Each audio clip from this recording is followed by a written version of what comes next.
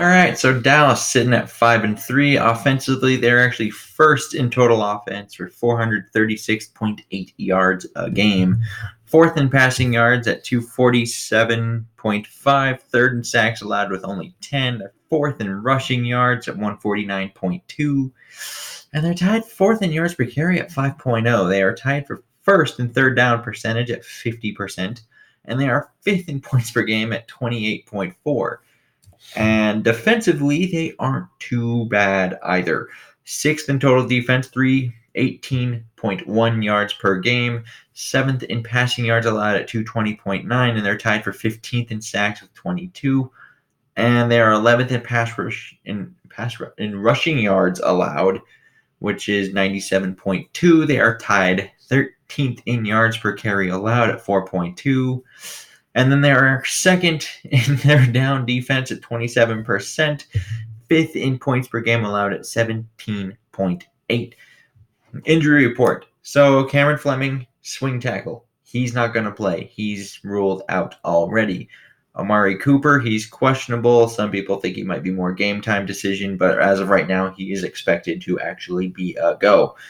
And then you have, he doesn't have an injury designation, but one I did find interesting was Sean Lee, the linebacker. He has a pectoral injury, and he didn't practice on Friday, which is the last day. So if that wasn't just a rest day, you could be looking at some linebacker depth gone, which is something I think you should look for in Dallas just these coming days, because Van Der Esch does not have an injury designation for this game.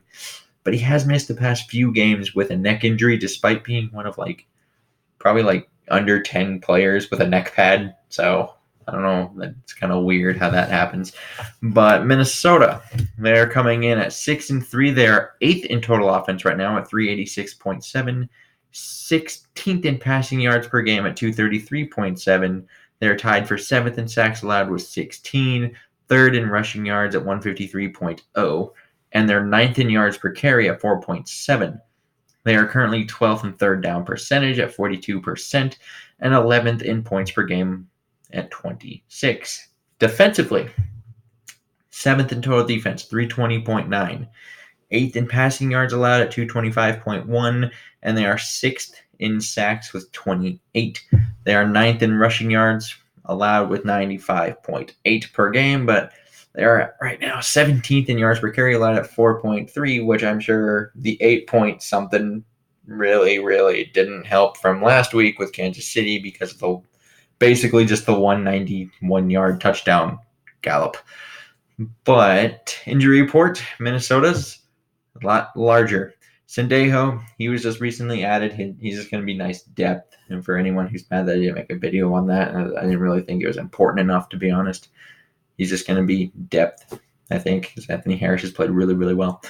Adam Thielen, out, hamstring. We knew that. Linval Joseph is new here. He's the nose tackle, very vital in the whole stopping the run shenanigans. He's not going to play, which is a big hit considering you got Zeke and Zach Martin and Travis Frederick all up front in that interior. So that's a big, big out. Trey Waynes, he is questionable with an ankle, but he didn't practice the last 2 days, so he might be more of a game-time decision than some would think.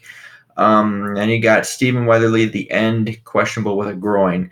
And personally, I do not anticipate Trey Waynes to actually play in this game because he missed 2 days, not just the one. So it'd be pretty miraculous if he actually did play in this game. So thoughts, things of that nature. Offensively, you do need to find a way to run the ball in this game. That is where their defense is the weakest. That's where our offense is the strongest. So the other part of that is you could maybe, that's one reason why I was saying you need to look at that linebacker depth, because if Van Der Esch isn't able to go again, or early in the game he re-aggravates it or whatnot. Same thing with Sean Lee. If he can't go due to the pectorals despite not having an injury designation, or maybe he aggravates that during the game early or something like that. That's something to watch, just because I think that really helps us with the fact that we're going to need to run the ball to win this game, like it is most games. We need to be able to run the ball. And having those linebackers out would significantly help.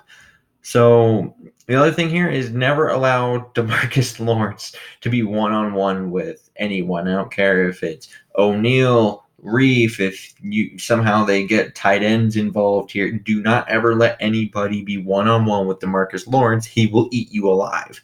That is kind of a thing we have seen the past couple of years now. Do not let that be a thing.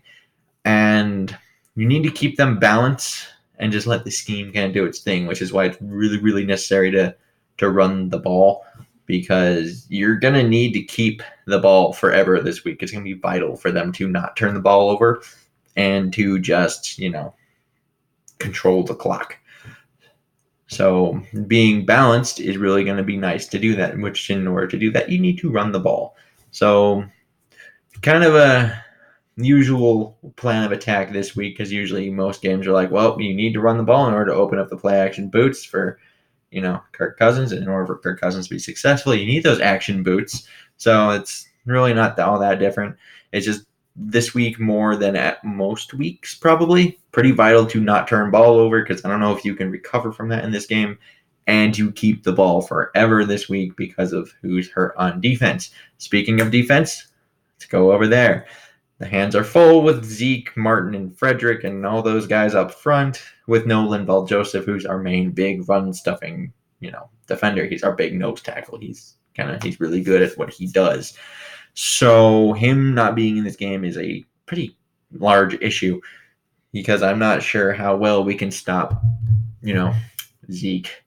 And Waynes, if he is out of this game, once again, even if he does play, but he aggravates it early, like we saw with Thielen last week, Rhodes and Hughes will need to step up this week, because Cooper's expected to play, and Cooper's a pretty darn good football player. Don't know if you guys have seen him yet, but he's pretty good.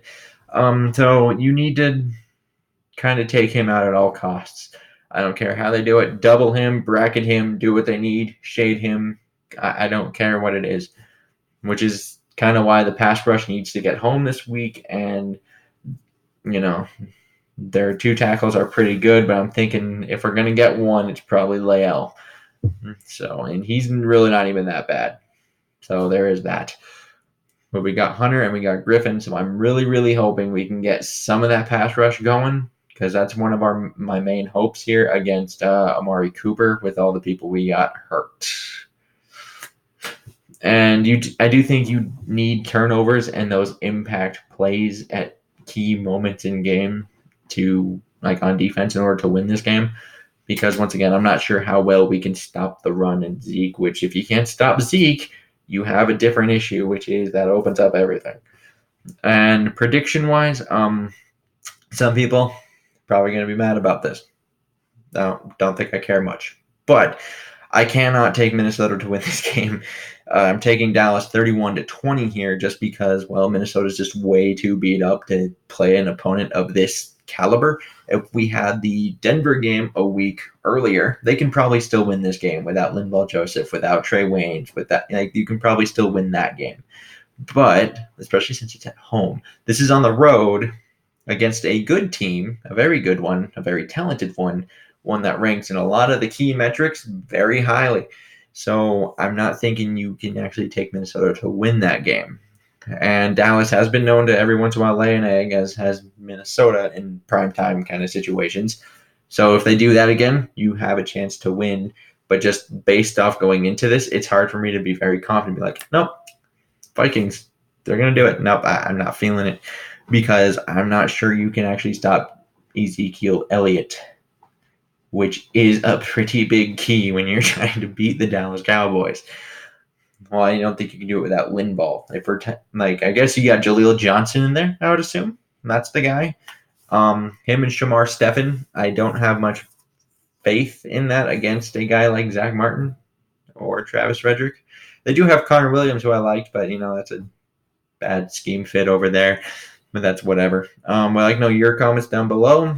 Do you hate me? Do you not? Am I an idiot? You know how it is. If you don't think that, liking, subscribing always helps. And until next time, I bid y'all adieu.